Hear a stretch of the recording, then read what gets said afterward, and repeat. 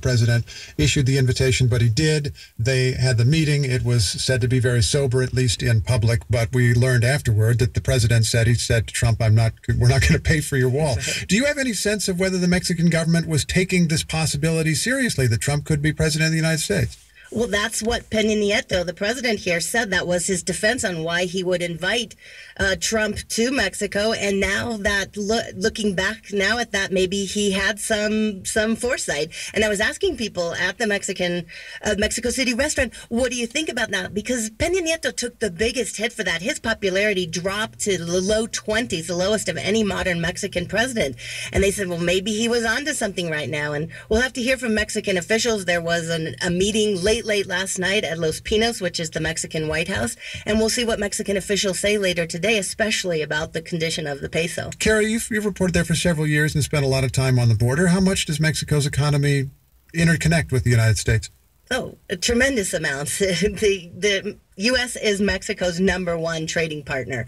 But a lot of people were also saying that, look, the business connections like the auto industry here, export industry is so completely tied, as is the bilateral relationship between the United States and Mexico. It's very complex, very intricate, that it will be very hard for it to be dismantled quickly. Oh, which means that American businesses and American jobs could be at risk if there's that much of a conflict. NPR's Carrie Kahn is in Mexico City. Carrie, thanks very much. You're welcome. And let's get some reaction now on this side of the border. NPR's Hansi Lo Wang is in Manchester, New Hampshire, which was one of the swing states that remained very close late into the evening. Hansi, good morning.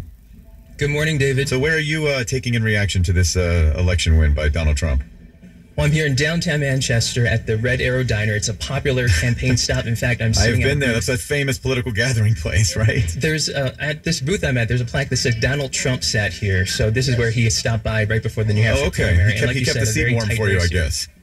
I guess so. Well, how are people reacting? I mean, I know it's not yet clear whether New Hampshire will go for Donald Trump or Hillary Clinton. I guess votes are still being counted, but people must be taking in the news of this victory. They are, but I talked to a few Trump supporters here at the diner.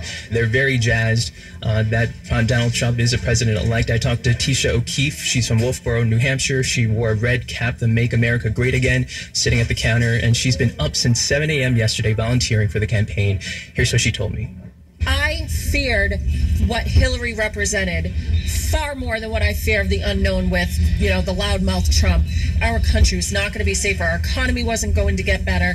And the corruption was just going to get that much worse. O'Keefe said that she was very concerned about the email scandal. I talked to another Trump supporter and he compared the middle class, he said, was like a dog that's been